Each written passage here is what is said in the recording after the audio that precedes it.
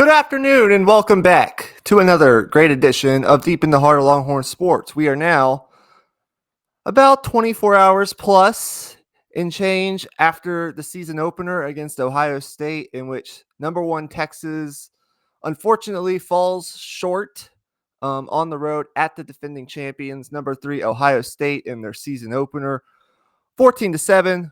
We are going to talk big picture and in detail about that game, give you our reactions, our big picture takeaways from everything that went down in that game yesterday and what we actually believe about both teams moving forward. And then we're going to just have a good, solid football discussion about what we saw around the country yesterday in the opening week of college football. It's so great to have it back despite the Texas loss yesterday. Watched a lot of football yesterday, and there's two great games on today as we're recording this Sunday, August 31st, right around 3:30 p.m. Central Time in the afternoon. So with that all being said, whether you're a Texas fan or not a Texas fan, go ahead and like and subscribe to our channel if you like what we do here. We talk a lot of college football, but this is a Longhorn-centric show. And so if you want to hear our opinions all season long after every single game of this Texas football season, stay tuned because we will have it pretty much every week unless something happens, which I don't foresee happening. At least one of us will put something out there every single week. So with all that being said, Emmy Nixon, he is my great co-host. He's also in Austin, Texas. How do you feel to have college football and Longhorn football back despite the unfortunate loss yesterday? As disappointing as it was, I feel positive about the amount of talent on this football team. Despite losing that game, I think we showed a lot in the fact that we outgained Ohio State. We were more effective running the football than Ohio State, and really, we moved the ball. It wasn't the fact. It wasn't like a 7 point outing where Texas was completely shut out on offense the entirety of the game. That wasn't really the case. Like the first half, it kind of was that, but um, Arch Manning kind of got a little bit more comfortable in the second half, and things started to move a little bit from there. And I think it's going to be a learning process for this entire offensive unit. And I think I may have underestimated the loss of you know veteran wide receivers that are as polished as a Matthew Golden or a Isaiah Bond. Those guys are extremely crisp in how they run routes, and you could see it even on the touchdown from Mark Livingstone. Like that wasn't the most crisp route in the world. He kind of out athleted that corner, and he didn't really sell that out and up very well. But he made the play regardless, and that's going to kind of be how it's going to feel for a lot of this early part of the season until they kind of come to grips with what works. Yeah, the bottom line for me coming out of yesterday's game from a Texas Longhorns perspective is it just wasn't quite good enough in any aspect to win the game. That's not saying that there weren't aspects, as you mentioned, that weren't encouraging. We will talk about all of those. That's not to say there weren't players that stood out. We'll talk about those as well. But I wrote this last night on my Instagram story, and it's something I'm going to continue to do, giving reactions to not just Texas football, but when basketball season arrives and so forth. Just like giving my thoughts as the season goes along. And I wrote something about it was in the direction of Steve Sarkisian, but it was more so like a big picture thought. And it was about Steve Sarkisian and how I think he needs to be better moving forward, exponentially better in these big games. The bar has risen at Texas because of what's happened the last 2 years and because of the work that Steve Sarkisian has put in and this staff, right? One of the reasons I felt confident that Texas would win yesterday is because I thought that with more staff continuity, with Ohio State losing both coordinators, and with Julian Sayin making his first start against maybe the best defense he'll ever go against, potentially in his career, I just thought Texas would have a little bit more around Arch Manning with everything that Ohio State lost as well, along with the staff continuity to go along with it, and the fact that they had been so good on the road in the last 2 years. They had the longest road winning streak in America coming into this game. But I wrote all that to say, like, the bar has risen, and in the last 4 games that Texas has played against their peers, which right now, from a talent standpoint, are Ohio State and Georgia, the offense has not been good enough remotely in any of the games. Now, they've come close to winning a couple of those games, and that just goes to show how much talent there actually is, especially on this defense, which has kept them in every single game. Like, they haven't been blown out outside of the Georgia game at home last year. But the offense just has not been good in either of those games. And in order for it to be good enough, in order for this team to win a national championship, they're going to have to find a way to be better offensively, especially down the red zone in these games. Because what yesterday came down to, as bad as Arch Manning, you could say, played, and as bad as, some aspects of that game were from a Texas perspective, not scoring on 4th and goal from the 1 again, that makes a huge difference. And getting inside the 20 twice and coming away with 0 points just isn't going to cut it in a game like that against the teams that you're now trying to beat. You're trying to beat Ohio State and Georgia to become the preeminent team in college football. Come a long ways, since 2022, that 2022 8-5 season.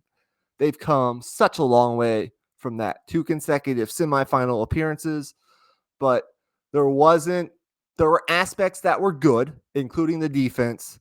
But even the defense, like, I can't give the defense an A plus. I think they were a solid B plus. You could even argue they were an A minus. Like, they gave up 2 touchdowns. Like, they were plenty good enough to win that game, but they didn't make any game-changing plays that I expected them to make with Anthony Hill and Colin Simmons and all the returning talent on the defense against the first-time starting quarterback making his first ever career college start. I can't give them an A plus because this was a defense that I expected to at least make 1 or 2 plays that maybe flip the momentum of that game. I just didn't see that. So that's that. I say all that to say there just wasn't any. There were aspects of the performance that are encouraging moving forward. I'm by no means ringing a 5-alarm bell or screaming fire in a crowded theater, right? Nobody is. This isn't a reason to a 7-point loss on the road to the defending national champions is no reason to go hurl yourself off a building today, right? Not even close to that. But like, in order for Texas to take that final step as a program, they're going to have to be better and find the way to make more plays than these teams in these games. That's just the bottom line. Now we can dive a little bit deeper into the minutia of the game. But before I do that, let's just real quick. We are Longhorn fans to the core, and this is a Longhorn show. But whenever Texas loses, we're gonna call it how it is, and I think we have to start by giving credit to Ohio State. So just really quickly, Yeah. What did like I don't think anyone would say, based on their performance yesterday, that version of Ohio State is necessarily scaring anybody, but they made the plays and Texas did not. So what were your overall quick takeaways on the performance from Julian Sayin and Ohio State as a whole? I think for one, the amount of fear in guarding Jeremiah Smith put Texas at a disadvantage from the very jump. Because you have Carnell Tate on the other side, who is probably a top 20 wide receiver in college football, and that might even be putting it lightly, at the Yeah. very least top 20. The catches he makes with his hands, it's almost Anquan Bolden esque in a way. The strong hands catch he made on the sideline, coming back to the football. Like there were moments where our corners were playing good defense, but at the end of the day, like when you have a stud wide receiver on the other side of it, like sometimes they're just going to come down with it. I thought like on that long touchdown play as well, that was just a hell of a catch. Mm-hmm. Like Gilbo, like you probably would have wanted him to turn around and play the ball or get his arm in there and rip it. But at the same time, I was telling my dad this. I don't think like 98% of wide receivers in college football make that catch. The fact that he was moving backwards, lost, like bobbled it, and it was going down to his hip. He reached down and got it anyway as he was moving back, as his momentum was taking him backward. That was a hell of a catch. And like I said, like Ohio State, those two wide receivers, they're going to have a chance to make plays against any team in the country with those two guys. And then I didn't even mention the defense, but I'm sure you'll get into that as well. The defense was fantastic. I think it was more so. I think it was more so like what we expected from the Ohio State defense in this game. Like we knew the defenses would be good on both sides. I think it was more so what Texas didn't do on offense more than anything. I think there was areas open, particularly in the seams, in the quick game, that for whatever reason Texas just didn't execute. Mm-hmm. But at the same time, as you said, like you got to give credit where it's due, and clearly Arch Manning was never comfortable until very very late on. I agree with everything you just said. Let me point out three things about Ohio State, and we'll get back to Texas. Okay. Three things I was really impressed with. Number one, I think on both sides of the football, you can say that Ohio State's new coordinators, offensively Brian Hartline and defensively Matt Patricia, called a very satisfactory game. Like I give it an A on both sides. I thought they did a better job than Texas did of trying to get their playmakers involved early on in the game. Ryan Wingo did not touch the ball till like midway through the second quarter. Now, Jeremiah Smith had two very uncharacteristic drops early on. He eventually like that. Those might be the only two drops he has all year. Like that's not a hyperbolic thing to say. Yeah, But they were getting Julian saying some easy throws, trying to get their playmakers involved. I thought Brian Hartline, for a large part of the game, called a very good game. Um, Now they get stopped on a fourth down early on, but those things kind of evened out eventually with Texas getting stopped on a couple fourth downs. But overall, like very good job by Brian Hartline, making his quarterback feel comfortable early on in his first start in college football against maybe the best defense he'll play outside of his own defense in practice. Unless they play like a team like Georgia or something like that later on down the road, which definitely could happen. Number two, Julian saying it. If you look at the stat sheet, you'll go, whatever. But that doesn't tell the whole story. I thought he did a very good job of just like not putting the ball in danger at all. He looked very comfortable. He looked a lot more comfortable than Arch Manning did. And so credit to Julian Sayin, a guy who transferred from Alabama. And look, if things went south yesterday for Ohio State, those fans, I was kind of worried for Julian saying if he had not performed all that well and they had lost that game and he had thrown a couple interceptions, those aren't the fans you want to be making your first start and not having a good game in front of. But he did a really good job. And then, like, their defense, there were probably 5, 6, like, top 3 round draft picks on their defense, starting with Caleb Downs, but you look at both of their linebackers. Holy cow. They Yeah. have a stacked linebacker room. Sonny Styles Sr. And Arvell Reese Jr.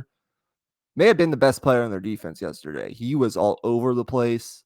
The big question with Ohio State was like the interior of their defensive line and how would they replace the talent that left.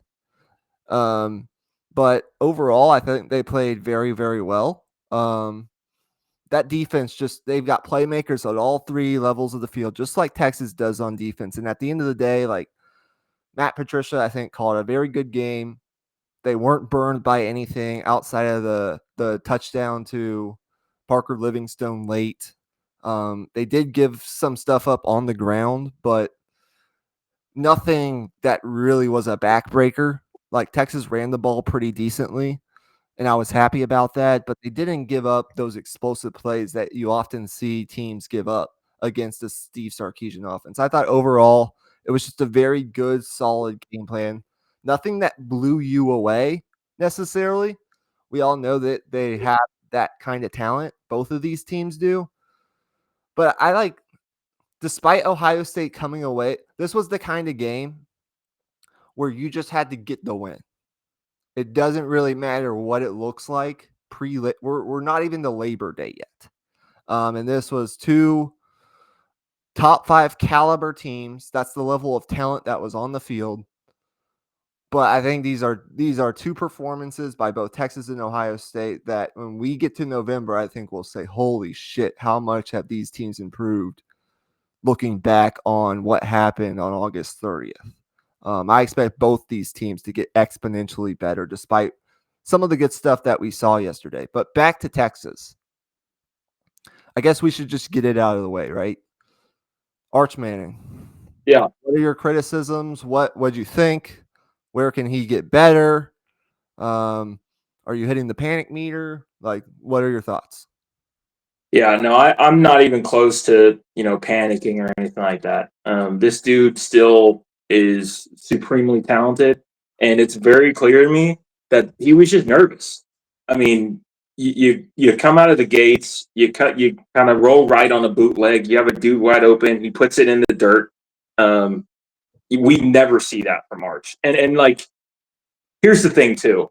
Um, it was like 7 straight months of buildup to this game, and I think that probably played in Arch's like disadvantage. The amount of pressure that was put on him, and like the amount of people taking victory laps saying that he sucks and all this, it's like saying that it's premature is putting it lightly. Like I think by like you said, by November, by even within weeks, we're going to be far gone from saying Arch Manning is like some bust or whatever. Mm-hmm. But the point being, I think I'm far from the panic meter. I think what I wanted to see from him was to hit the back foot and just rip it. Um, like we just didn't see that enough from him, especially in the first half. In the second half, he started to do that a bit more, especially that throw he made down the seam to Wingo. That was the throw that got the game started for him. And that was like with like a minute left in the third quarter or something. So it was just a little too little too late. Like in reality, if that game, like we were sitting there, with Texas driving with like 2 minutes to go, saying like I was just sitting there thinking like just get this thing to overtime and we're gonna win this because we have Arch Manning like that's just the confidence is building. Like if Texas finds a way to get that game into overtime somehow, I think we win that football game. And I think, yeah, it's going to be a interesting kind of arc with Arch trying to figure out what the identity of his offense needs to be. Because I didn't love the interior running game with Arch. I think he's still a little bit for lack of a better word, like light in the ass for us to be calling that consistently. I'd like to see him if we're gonna have design runs. I'd like to see it be more on the edge and not be like Tyrone swoop style up the gut Mm-hmm. into the teeth. But yeah, I think it's like a C plus ish level performance. Um, I think we could have won the game with Arch playing like that, which is part of what makes it so disappointing. And we'll get into this later too, but I also think you can kind of put some blame on Sark as well for not Mm-hmm. taking points. Like we called this game as if we don't have a kicker. When you go into the transfer portal, you get a kicker. Um, Mm-hmm. at some point in a game that you know is going to be low scoring, is going to be a defensive battle, you got to take the points. On the opening drive, literally the first series of the game, they went for the 4th and 1. Like they had the 4th and 1, and Arch, they called the sneak. He got it barely. But the Yeah, fact that he only got that barely, I think, was a sign. Should have been a yeah, sign to Sark. Now hindsight's 2020, but like if you watch that play develop and the fact that he barely with one final like push got that first down. Otherwise, Ohio State is set up at like the Texas 35-yard line on their opening series. yeah, Um, and I think that also speaks to like how much he trusts this defense, which that's another part of the story. Um, yeah, I think that should have been a sign to start. Like, no, we shouldn't. Like, they know that's coming. Likely, they shouldn't have run that play on the goal line. That was, if anything, call a timeout there and like call something else or take the field goal. Um, I would have liked to get points on the board before halftime, and they just didn't do that. So yes, Sark's play calling, especially down in the red zone, still leaves a lot to be desired. I thought my biggest like criticism of Sark would be I didn't think he made an effort or didn't look like they made an effort at all to get their playmakers on the outside the ball. Like if you dropped me on earth just yesterday to watch this game and I knew nothing about either team, I wouldn't know who Ryan Wingo was until like the second half, and I wouldn't have any clue that DeAndre Moore even exists. yeah, I don't think he even yeah. had a catch yesterday. No, They over the next 3 weeks against these lower level opponents, which they're going to destroy.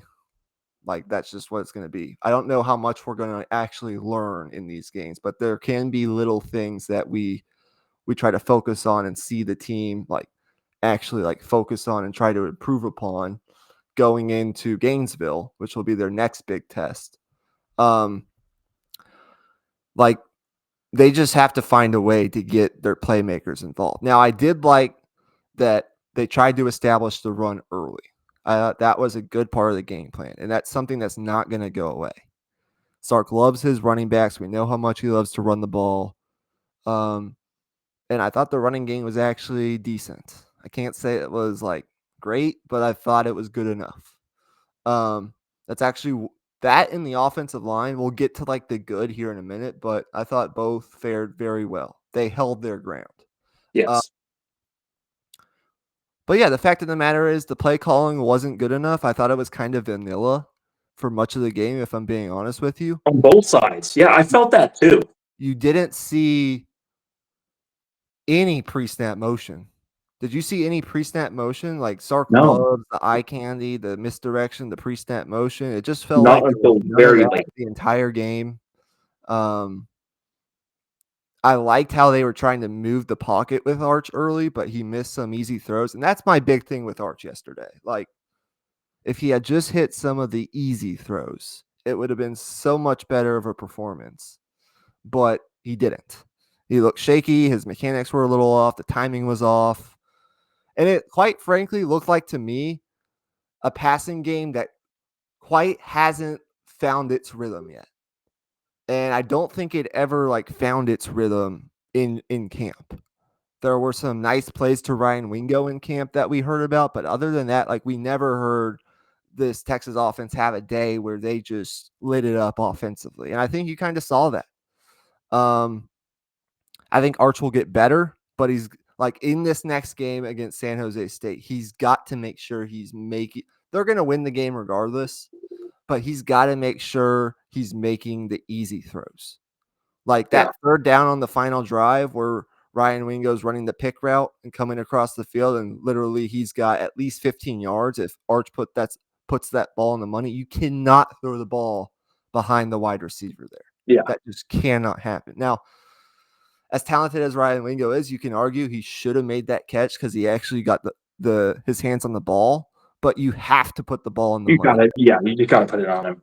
And I'll add this too. Even on that fourth down on the 5 yard line early in the game as well, or can't remember how early in the game it was, but the one where he ended up going to Livingstone at the back right corner of the end zone, he had Wingo right wide open on a slant, like Yep. right in front of his face. And I think he was the primary receiver on that play as well. Yeah. Um, Can't happen. so yeah, it's got to be better for sure. He just looked uncomfortable, and I think one thing that we do know from camp that was accurate is the fact that he really trusts Parker Livingstone a lot, because it seemed like he looked for him actively throughout the entire game, for good and for bad, I guess, here in certain spots. But it's very clear that the chemistry they built working in second team reps last year is very real. Yeah. So I mean, look, I go back to what I said at the start of this podcast. At the end of the day, we're in a spot, and there again, there's no reason to panic whatsoever. At the end of the season, this can be a very respectable loss, and you're not by any means out of the national championship picture. You're not by any means out of the college football playoff picture. In fact, you still have another mulligan. You can still lose another game, where this game makes you feel a little uneasy if you're a Texas fan is one of you just used one of your mulligans. You probably get two for sure. Like if this team's 10-2, they're making the playoff. They might even make the SEC championship game because that would mean they only lose one game in conference, and that would put them in a good spot to make the SEC title game again, depending on who that loss is to and the tiebreakers and everything else. But what I think this loss does with the 3 cupcakes coming up before their first bye week, and then they go to Gainesville, it puts a little more pressure on Texas to win both of those games. Because those are their next 2 tests before they get to Georgia in November. It takes away one of your mulligans. So there's a little bit more pressure, and there will be more questions about Arch the next time he goes into that kind of environment against Florida. Now, we still have to learn a lot about Florida before that game even happens. They still got to play LSU and Miami before we even get to that game. But if that's a Florida team that's beaten LSU in Miami and they're undefeated going into that game, like that could be a nerve-wracking game for Texas fans. You do not want to have 2 losses going into Red River. Yeah.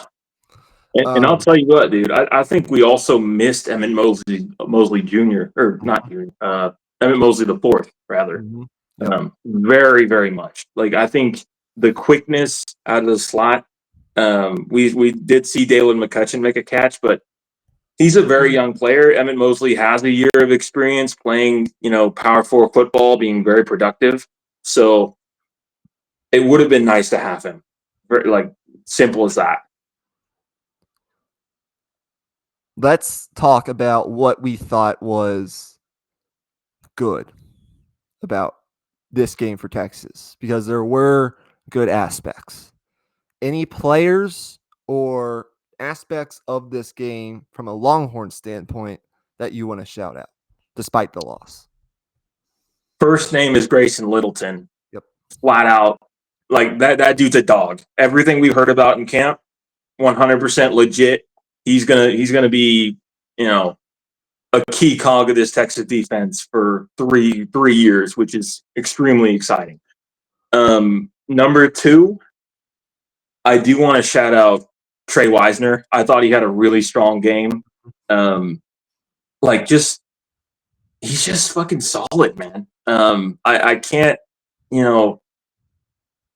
like I got to give him his props. He's just so good at picking the right hole, being patient, letting the blocking develop. Mhm. And that was another thing, of course, too. The run blocking was very good. I think we felt the size of this offensive line, and especially in the interior. Generally, like it was very, very good from that standpoint. I think, like in terms of like short yardage scenarios and like why we may not have been that successful on those was more so to do with the play calling rather than to do with the offensive line. I think it was very predictable. Like they had one where they went straight I formation and went, dive run up the A gap. Like I don't know if that's going to work against Ohio State. Like I think like at the very least fake a reverse or have someone in motion or Mhm. something. Like I just think it was, as you said, very vanilla from that aspect. Yeah, you hit on my first one. We heard about it from the very start of fall camp. Grayson Littleton is a baller. He had back-to-back pass breakups on the series in which Ohio State scored their first touchdown, but the penalty by Colin Simmons, the hands to the face or the face mask or whatever on that. I think it was the first pass breakup negated one of his pass breakups, but he looked very good. He did not. If you told me he was a freshman in that game, I wouldn't have known. Um, if you didn't tell me, is I think how I should phrase that. And he's going to be like he's everything that they said he was in fall Yep. camp. Um, he for God's sake, he was carrying Jeremiah Smith on crossing routes as a true freshman making his first career Yeah. start. And Jeremiah Smith's a guy who could be starting on like half of NFL teams right now. So like that's awesome. Shout out to Grayson Littleton. I never thought I would put his name in the same sentence as freshman All American. It's I think still too early to say something like that, but he's not going to face a receiver better this season than Jeremiah Smith, and he did just fine against Jeremiah Smith. So if he's going to play as much as he did, you never know. Like could he get all SEC honors? That's not I don't think out of the equation at this point after one game. And what I think is great, that builds his confidence.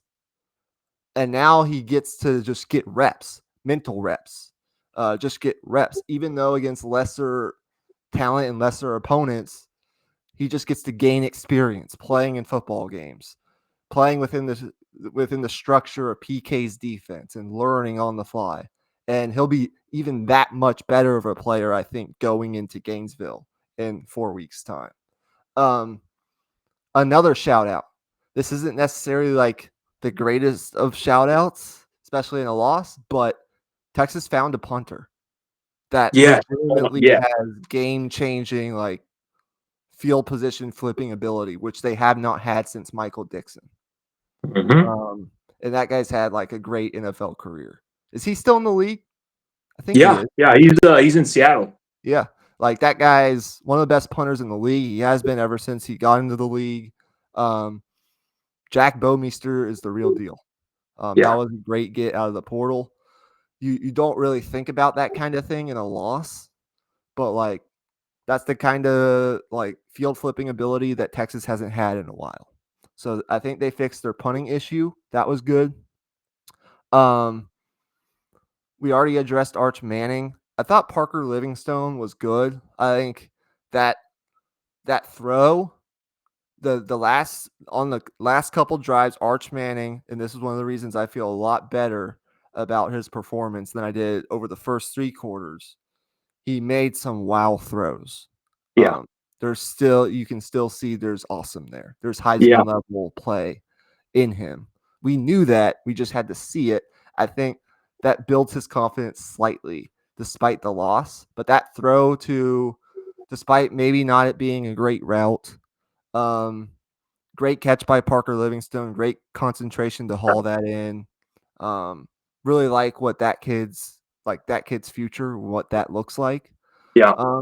I agree with you. It didn't feel like the Texas receivers like were able to get open as easily.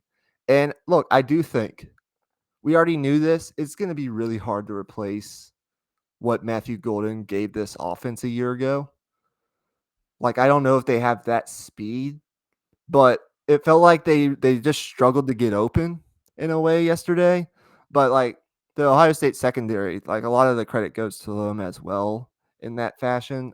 I do think they need to number one, as I said earlier, get the ball in DeAndre Moore and Ryan Wingo's hands. Like on the first drive against San Jose State, they need to be going to those guys. In all three of these upcoming games, they got to get those guys involved early. They got to have a couple plays where they know they, even if it's like a tunnel screen or something, get the ball in Ryan Wingo's hands immediately. Get him in the flow of the game. Um, both running backs I thought were good. I can't say they were great. The one thing I question about this running back room right now is, do they have a guy who is going to be able to break off like a 30, 45 yard, like explosive play? Because I think Jaden Blue was that guy last year, despite some of his other issues. Do they have that kind of game changing speed in the backfield? I Yeah, thought and Jack I'll Blue, add on something to that yeah. idea as well. Do they have a pass catching threat out of the backfield also? We Mm-hmm. didn't see much of that. Yeah. Very uncharacteristic like game from the offense, but despite all that, I thought the running backs looked good. I'd give them like a solid B, maybe even a B plus if you really wanted to. They ran the ball better than they had previously in last year's games against Ohio State and Georgia, so that was relatively encouraging. Um, but the one thing I really wanted to shout out was I thought I can't say in any world that yesterday's performance by the offensive line with four new starters was great, but like they held their own. They looked It was good. very encouraging. They looked very good. Like if on Friday I would have told you, how does Texas lose the game? Well, the offense I would have thought, well, the offensive line probably isn't great. And they were plenty good enough to, I think, give Texas a chance to win that game. Um, and there was a surprise. I don't know if you noticed this, Emmy, but it wasn't Neto Umeozulu starting at left guard. It was actually Connor Stroh, which was very surprising. We started to hear some buzz in the latter portions of this last week that he could potentially get the start. Um, he's been he was one of the strongest players in the program coming in. Um, touched almost 380 pounds when he came in. He's one of the largest guys and strongest guys in the program. Like he's humongous. Yeah, And that's one of the reasons they have him on the inside rather than the outside. But Torrey Beckton and the strength and conditioning staff, great job getting him down to like 340, 345. And he looked like he belonged.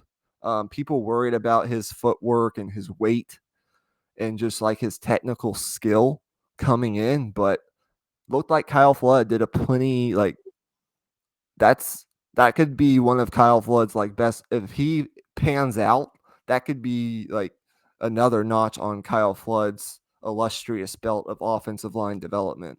I thought yeah, both tackles in large part in pass protection were really good. Like Brandon Baker, I very think had good. a couple false start penalties. Those have to stop, but like can't really get on the guy too much. Really a freshman. Like I know he's been in the program for a year, but he's really a freshman making his first career start at Right. the Horseshoe.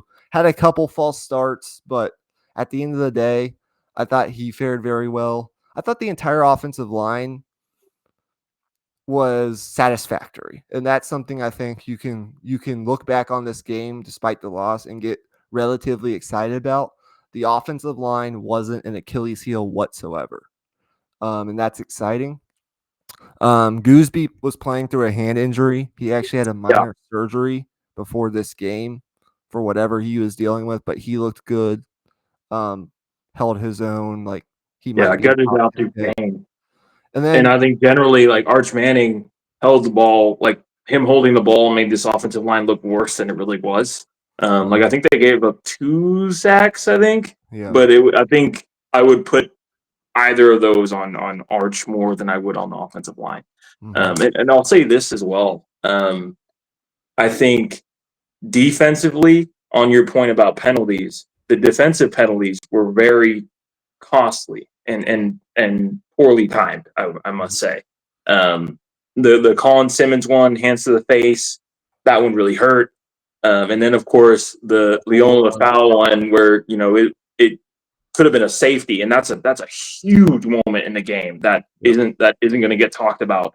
Um, if that goes Texas's way, and that's not a hands to the face, that's a safety, then who knows what happens from there? Yeah, at the end of the day, like defensive performance, holding them to 2.5 yards per carry, only giving up 14 points. One was an incredible play by Carnell Tate, as you mentioned earlier. Like really good defensive performance by Texas. It's what I expected from them. Right. They did plenty to win the game, but I think even they would tell you we expect more of ourselves. Mhm. And we got to make a couple game changing plays. They came close, like the safety was close, but there was a penalty, as you mentioned. Um, but like moving forward in these types of games, we just have to hear Anthony Hill's name more. We have to hear Colin Simmons' name more. We have to hear Michael Taft's name more. And none of those guys made the kinds of plays you expect them to make yesterday. It's no reason to like panic or anything. But overall, a solid performance by the defense. It was a better than average performance by the offensive line, which I'll take it in that kind of environment. Replacing 4 starters, it was a good performance by both running backs. And at the end of the day, like you can make an argument Texas actually kind of outplayed Ohio State, but they just didn't make enough of the critical plays. Ohio State didn't throw an interception. Arch did. Um, Ohio State was able to score on 4th and goal at the goal line. Texas wasn't able to. Like it's just those little things that Texas is going to have to figure out in order to beat these kinds of teams. Yeah, and I'll say one more thing that bothered me. I gotta say something on Ryan Niblett, his punt return game. Hmm. I think for the most part, that Ohio State punter sucked. So I think Ryan Niblett, like, he needs to go up there and make those fair catches, because he basically threw away 30 yards on multiple occasions just from that ball rolling um, down to wherever. And Ohio State punter was shanking them all game, just line drives. And I'm not saying you got to go up there and return it, but you got to go up there and make that fair catch. And for whatever reason, Niblett wasn't able to go up there and get that done. Mm-hmm. I think that's it. I think we covered almost everything. Again, big picture here. No reason to be panicky. Yeah. I guess the last question before we get a little bit into what else stood out to us around college football before we get out of here. Like what does this change your expectations at all for this team? Or are you still kind of where you were going in? I'm still where I was. I mean, we knew the fight that we had ahead of us going into this. I think with it being week 1, I think I expected some rust, maybe first quarter, and then kind of settle into the game. Mm-hmm. I didn't expect it to be 3 quarters of rust, however, from an offensive standpoint. Mm-hmm. But I think we'll be right there when it comes November and December. I really do. I think the SEC championship game is still the goal, and you get there, and then you go and you try to win it, and then from there, you'll try to have that good seed in the playoff. If they make the SEC championship game, then nobody's going to really care about what the little things that happened in this game Right. later on. Distant memory. The one thing I will say is the risk playing this game for both teams was if you lose, you unfortunately lose one of your mulligans. Now, we don't know if a 9-3 team can get in the playoff.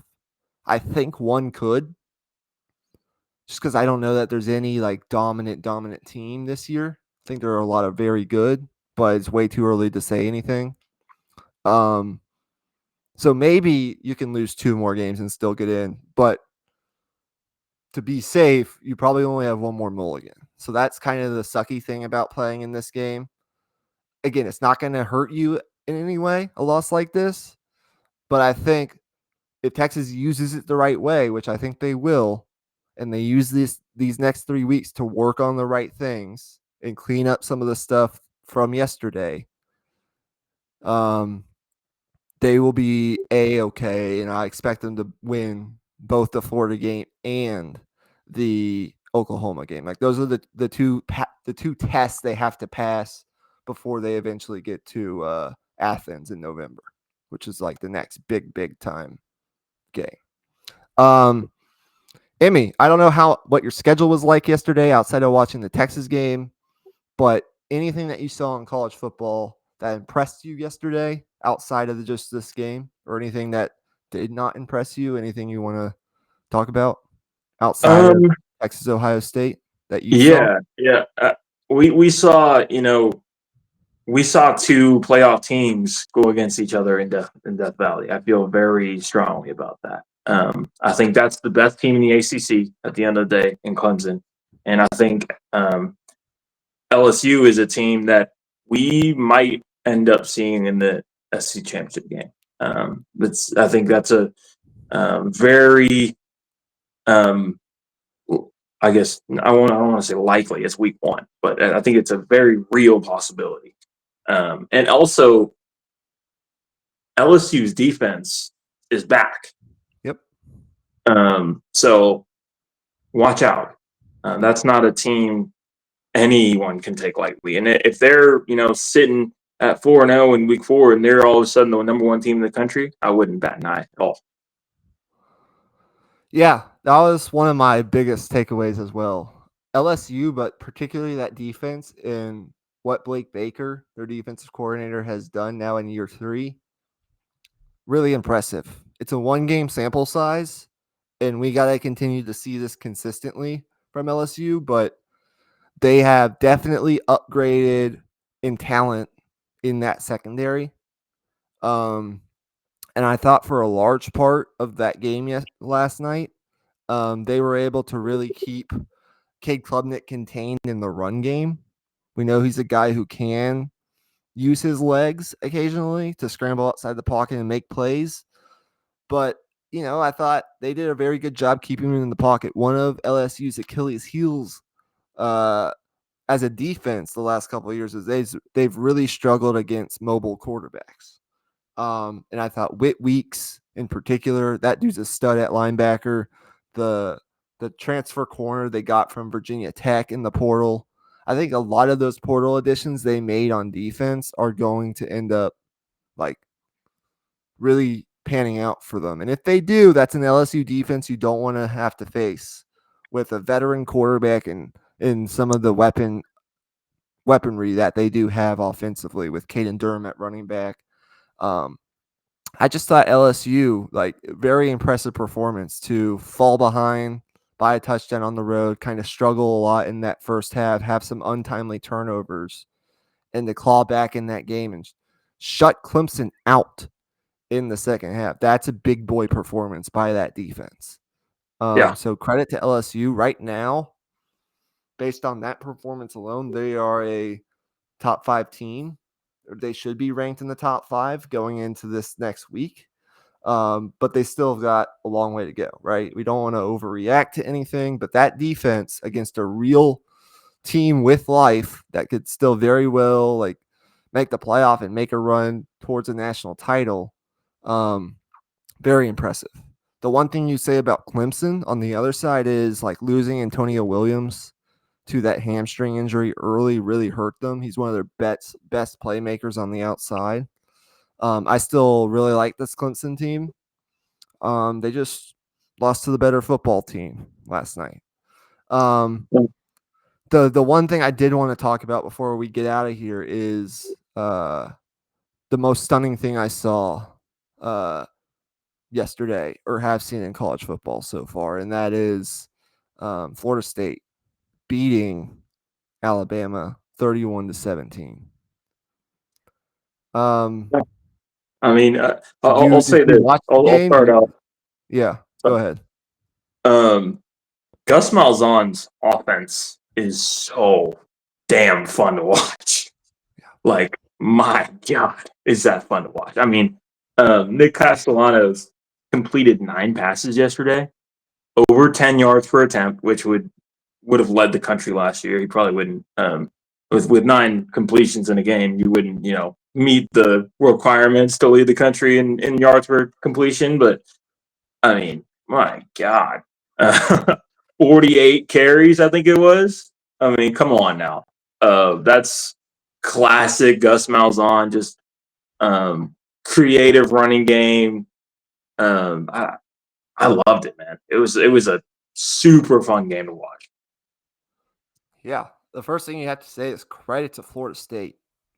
Coming off a 2-10 season, nobody really expected them to win this game, except for the great Lee Corso, who, by the way, shout out on his retirement. Yeah, But like, man, I've always been a fan of Mike Norvell. Last year was rough, right? Everything fell apart from the start. Um, they go down, they score the first drive against Georgia Tech, and then everything just falls apart and the team just falls dead, right? Nothing really went right yesterday. But a couple things, like Florida State's always had the athletes. They have high level athletes there.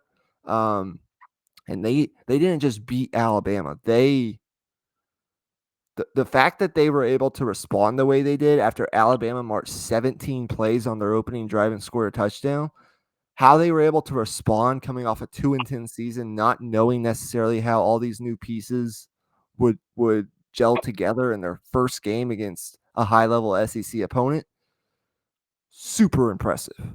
And look, Thomas Castellanos, the quarterback transfer from Boston College, like he played a very good game, didn't make any like super killer mistakes that I saw. Was really dynamic in the run game with his legs. We knew that going back to his days at Boston College. But he had a quote, I don't know if you remember in the offseason, where he basically said, Alabama doesn't have Nick Saban to save them. And the one thing we always say, if you're going to talk trash, you need to back it up. And he backed it up. So he give backed credit it up. to him. Yeah, And he was right. yeah, Alabama no longer has the great Nick Saban to save them. And that's where we turn to the Alabama side of this conversation. Give all the flowers in the world to Florida State. That's a great win for them. And I actually think I'm not going as far as to say I think they're going to make the playoff or they're national championship contenders, but now we know, oh, they're going to be an interesting team this year. Like, yeah, regardless of what the result is, that's an interesting team. That's going to be a fun team to watch on a week to week yeah. basis. And that win takes a lot of the pressure immediately off Mike Norvell coming off last year. But Alabama,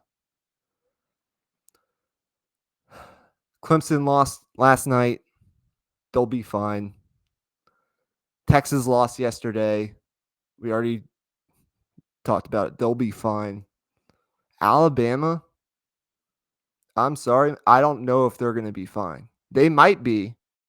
They have enough talent to be, and I thought actually, despite losing, um, Ty Simpson looked pretty good. Like that kid's got a live arm. I know, like I could see early on why he's definitely has the talent, but this just doesn't look like the same Alabama. What we're seeing now under Kalen DeBoer is it's stunning. Now 4 losses to unranked teams in 14 games. Nick Saban in over 270 games had 4 losses to unranked teams, and Kalen DeBoer has lost 4 times in 14 games. And I was watching Josh Pate's show earlier, his reaction to week 1, and this was maybe the most stunning stat I've heard in a long, long time. In all 14 games that Kalen DeBoer has coached at Alabama, they have had more penalties than the other team. They've been the Wow. more penalized team, Alabama we're talking about, than everybody that they've played in the Kalen DeBoer era. They allow 236 rushing yards. This Alabama defense, 236 rushing yards to Florida State. Couldn't stop them at all yesterday. Turnovers, like they were -4 in the turnover margin. Just like what is going on in Alabama? I don't know. And look, they can still turn it around. We've seen it before. And I still have a lot of faith in Kalen DeBoer, but this was not the way you wanted to start the season, obviously. And it just feels like there's something off in Tuscaloosa. I don't know what it is. Like Ryan Williams was pretty much a no show yesterday. I was really impressed by Jermaine Bernard. Like he's the real deal. They do have the talent. It was just like, yikes. I don't know what to think about Alabama coming out of a game where you were more penalized, you were sloppy, you turned the ball over, and Florida State, a team that went 2-10 last year, dominated you in the trenches. It just didn't feel good at all. If I'm an Alabama fan waking up this morning, I feel a little more concerned about my football team than I think Texas or Clemson fans should feel about their football teams. Okay. Again, Yeah, I I'm mean, not by any means writing off Alabama, but it doesn't feel good right now in Tuscaloosa. yeah, no, definitely not. I think I'm a little bit more in the middle. Like I probably think you feel a little bit worse than Texas or Clemson fans would, but I also think it still is week one, and you're playing at Tallahassee. You're playing in that ruckus environment with a first year starter. So I kind of I give a little bit of a pass from that standpoint, but that's really the only standpoint I give a pass. I think defensively that was really rough, and like to be fair, Gus Malzahn has kind of done this to Alabama in the past. True. Going back to his days at Auburn, he was probably the only coach in the SEC in that era that like beat Saban on any kind of consistent basis. Like 1 in 3 times, like it felt like Auburn was able to kind of get the best of Alabama when they were good, at least.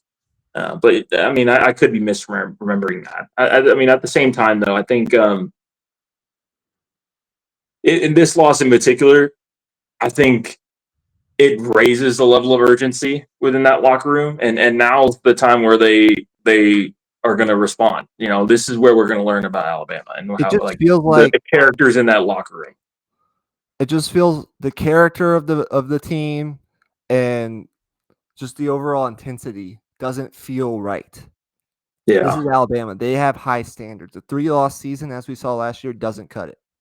I think they gave Kalen DeBoer, they're giving him time, as much time as they're going to give him. But if this is a 3 or 4-loss team and things don't go their direction, I'm just saying, like, if anybody is going to fire a coach, maybe undeservingly so, whether you agree with it or not, like, that's a program that's not going to wait long. If yeah, this continues, the good thing is they have 2 games coming up where they can get things right to a certain extent. They play Louisiana Monroe or somebody this upcoming week. They'll destroy them. And then they play at Wisconsin. Wisconsin's not good. In fact, I think their quarterback just got hurt. And so I still expect them to go up there and win that game.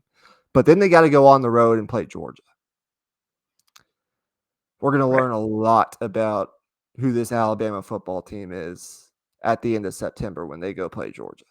yeah. I think the only saving grace for Kalen DeBoer right now is the fact that it's like a $60 million buyout if they were to fire him. And Alabama isn't really the program like a Texas A&M that just has the spending money to just throw that type of money at a buyout. So I mean, It's whether not they want that to fire him is one thing, whether they do it, whether they can afford it is a whole other thing. it's not that they lost another game. to an unranked team for me. It's how they lost the game Yeah. that doesn't sit right. For Alabama, we're not talking about Virginia football. We're talking about Alabama. So I don't know what I'm interested to know what from an outsider's perspective and from a guy who knows that program, like what will Nick Saban say on the Pat McAfee show this week? Will they talk Yeah. about what will he say next weekend on game day? Like, I'm interested to know what those guys think. Again, can't write anybody off right now. Alabama has the fourth. They're actually tied with Texas for the third most amount of super blue chip talent on their roster. They have the talent. It's just, it feels like there's a certain level of intensity and leadership and character in that locker room that's a little bit lacking right now with the way that they finished last season. And again, like they lost the bowl game to Michigan. I don't really care about that. But like the way they finished the end of last year's regular season, losing to Vanderbilt, losing to Oklahoma the way they did, and then starting this year the way they did with giving up that many yards on the ground, it just didn't feel right. So they're a team to watch. They need to get it right. Anything else that stood out to you, or anything that you're looking forward to, um, the rest of week one or going into week two? Any matchups or anything that you want to point out before we get out of here? Yeah. Two things. Jamie Aguilar at Tennessee looked Mm-hmm. good. He did. I think Tennessee's going to be just fine. And then number two, the Big 12. If like somehow this was possible, I don't even know how. Might even be deeper than we thought. Like Cincinnati looked competitive. Texas Tech looked great. Baylor looked competitive. Mm-hmm. K State is still around. Iowa State is 2-0. Arizona State's back. Utah looked good. Colorado looked pretty solid. That conference is like Yeah. I don't even fucking know how that's gonna turn out, A man. couple things. Who's the G5 team this year? Because it certainly didn't look like it's going to be Boise State. No. Now that could change, but yikes, Boise State. Um, Number two, I'm very interested to see this Notre Dame Miami game tonight for two reasons. Not just because it's a top 10 matchup. Carson Beck, what does it look like at Miami? What Yeah. does this look like off the rip? And then number two, like Notre Dame going up against Miami, with Jeremiah Love and a new quarterback, like what do they look like coming off a national championship game appearance? But I'm mainly focused on Carson Beck. Uh, you know, can he have a year that gets everyone back on the Carson Beck um, hype train? I guess you could say. Yeah. And then number three, actually, and number four, going into next week, very interested to see. Both teams had relatively like easy cupcake games this week, but John Mateer in Oklahoma hosting Bryce Underwood in Michigan next weekend in prime time. Big time game for both programs. Super excited to see that. And then tomorrow, actually on Labor Day, the premiere of Bill Belichick at North Carolina against a Yeah. Power 4 program in TCU. Actually, Yeah. pretty excited to see that game. So lots to look forward to in college football. Next week, in terms of like the matches we got this week, isn't quite as good, but there still be a lot to learn. But the week after, we're gonna get into some really juicy games. I think Georgia plays Tennessee in week 3, and you've got a couple other like really big games. LSU plays, I think it's Miami, or Yeah. maybe it's Something Florida. like that. It's something like that. Yeah. So lots to look forward to, but we've got some company coming over here pretty soon. So I got to go. Any final parting shots? Yeah. My final parting shot is Haynes King is my favorite player in college football. Like he's probably not a good quarterback, but my God. is he a dog? He's not a good quarterback, but he is a football player. He is a fucking football player, bro. He's the closest thing that we will get to Tim Tebow in 2025. Is Georgia Tech a sleeper in that Yeah, conference? Are I they think they good are. enough to be a sleeper in the ACC? I think they are too. Yes. Yeah, watch out for Brent Key and the guys. That program's moving in the right direction. Oh, yeah. Despite losing Eric Singleton. And then also, really quick, my parting shot, shout out to the Auburn Tigers and Jackson Arnold. Wasn't perfect, but he looked a lot better, and that Auburn offense looked good. That's an Auburn team I'm really interested to watch going into SEC play.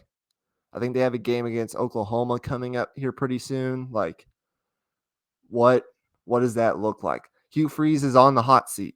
He cannot have another 5-7, 6-6 season. They got to at least get to 7-5 or 8-4 this year for there not to be like serious conversations about his job security. I liked what I saw to start, at least. That's what I'll say about that. Yeah, I mean, the fact that their running game was a little bit too good to the point where, like, I was left with, like, kind of wanting more from that passing game. But, I mean, we'll find out our answers soon enough. Mm-hmm. They certainly have the talent, though. Eric Singleton and Cam Coleman are about as good as you're going to get at the wide receiver position in the country. So I'm pretty excited to see, like, Florida. They have a couple interesting tests coming up. Auburn, they have some tests coming up. Michigan, that like these teams, these wild card college football playoff teams. What do these teams look like against teams that have a pulse? But that's going to do it, guys, for this edition of Deep in the Heart of Longhorn Sports. Give us your takeaways down in the comments on what you saw from Texas yesterday. What were the good? What was the bad? Did we miss anything? And what you're looking forward to here in the coming weeks. We will be back hopefully before Thursday with our NFL season predictions before the NFL season gets kicked off. But every week now until basically like January, the end of January, we have weekends with both college football and NFL football that actually matters. So we're here and we're back into the swing of things, doing what I think is our favorite thing to do on this podcast. I love prognosticating. I like doing the preview stuff, but the best part about this to me, and I think you'd agree, is watching real football and reacting to real football. Yes. So happy that it's here. I was gotta go. getting kind of tired Deep of in the the Heart of previews. Longhorn Sports. Hook 'em horns. Let's go get them. Let's rebound from this loss. We'll be just fine. Yeah. And we'll see you next time. Peace. Peace out.